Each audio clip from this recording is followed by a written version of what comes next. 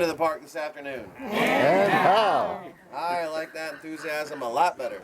And as a result, we may have a job for each and every one of you. But I'll get to that a little bit later. Let me introduce myself. I am Chief Ranger Luke Corbley. Though you may not be able to tell, I am the Chief Ranger by my attire.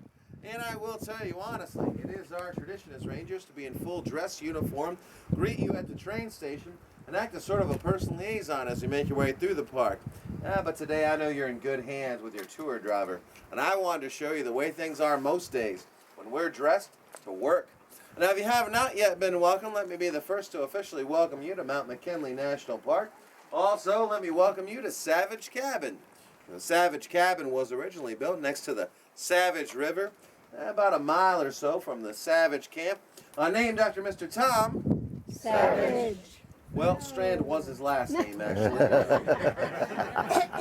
But Tom Savage was his nickname, due to his partial Native American heritage.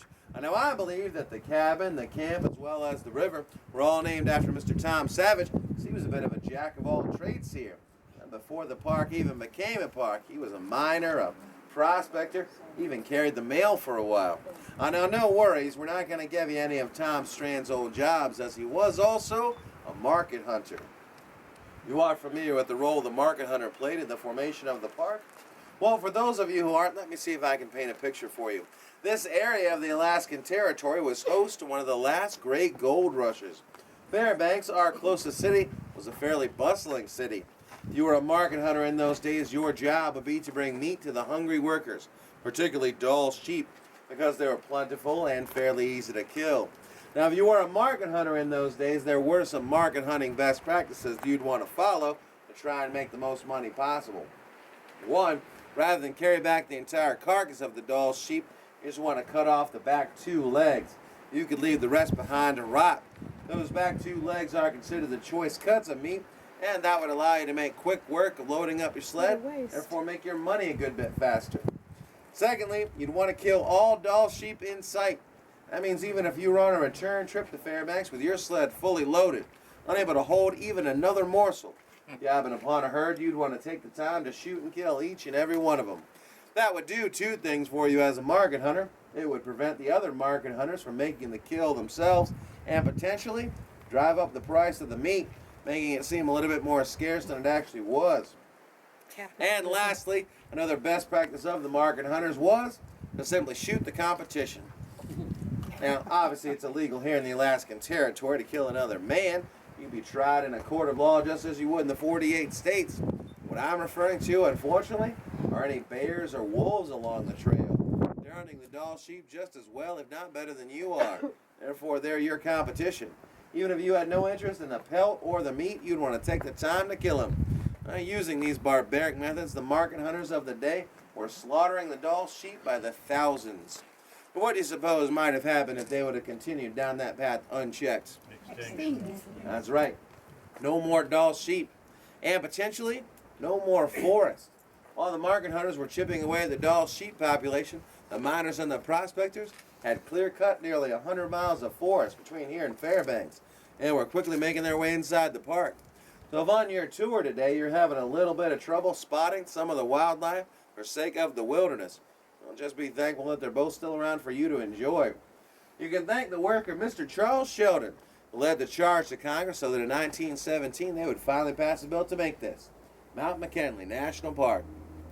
It was unfortunate, however, they weren't really able to begin to enforce that protection until almost 4 years later, 1921, when Congress finally got wise enough to send up the funds to hire Mr. Harry Carstens, a local dog musher and our park's first superintendent.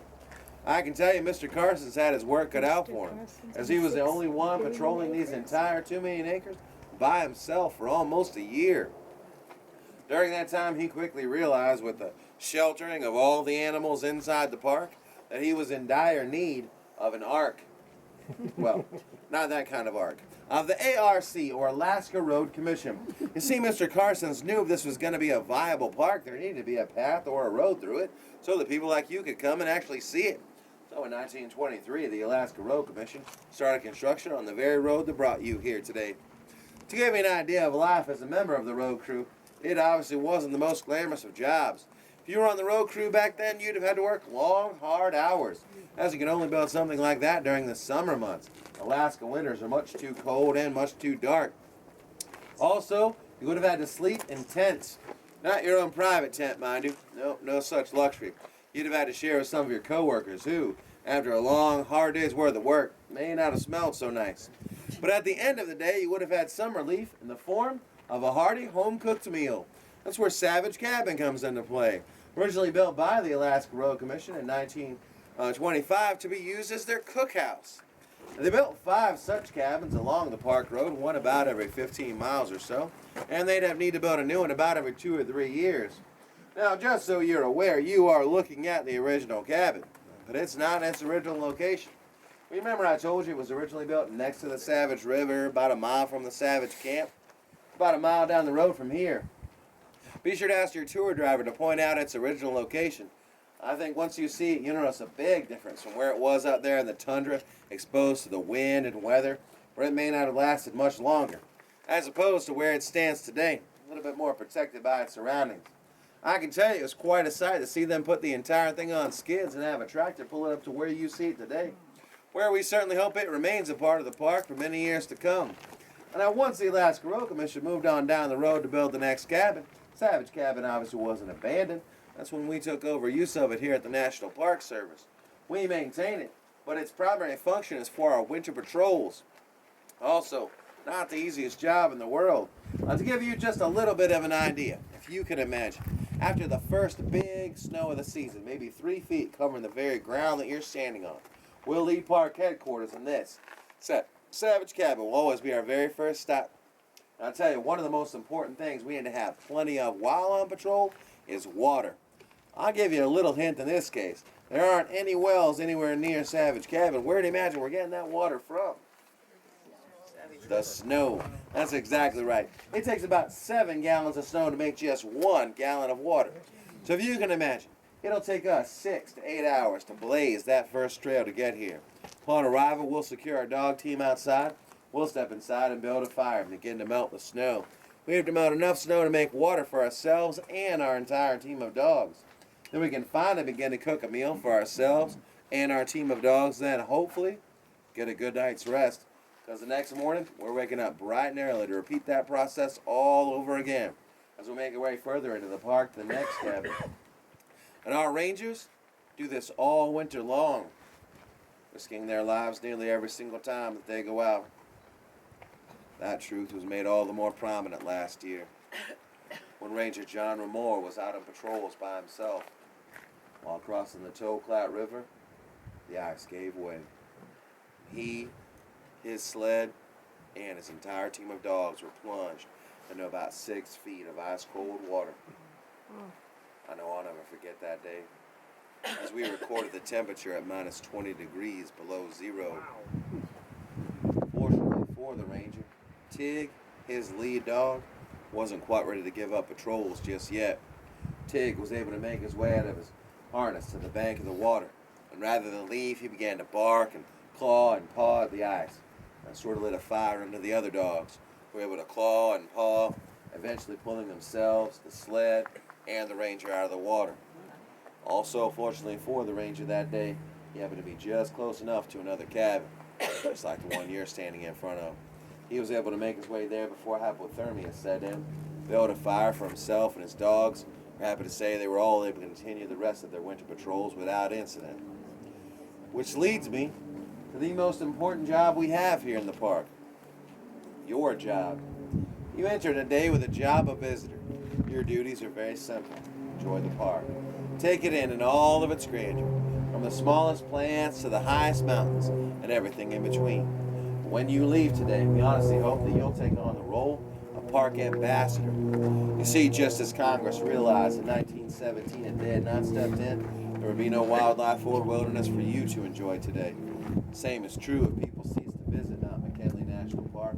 It will quickly cease to be a national park. I can tell you, however, we are awfully excited to see such a large group here at once. Last year, in 1940, your group would have represented the entire year's worth of visitors, not just one tour. We're certainly hoping those numbers will continue to grow. But if they're going to grow, we need folks like you who've been here, who've experienced it to share your enthusiasm so this can continue to be the beautiful wilderness that it is for many generations to come. I know some of you are curious, so in a moment, open up the front door to the cabin. Welcome to step forward, take lots of photographs, show the folks back home. Also, since we have such a large group, I'll open up one of the windows over here on this side. Do be mindful though. On this side, there is a bear deterrent system. It comes in the form of nails sticking out of the wood. It'll work just as well on bears as it will on you. So in your enthusiasm, don't rush forward and get yourself stuck. Folks, thank you so much for allowing me to share just a little of the history of the cabin with you today. I sincerely hope that you enjoy the rest of your time with us here at Mount McKinley National Park. Thank you.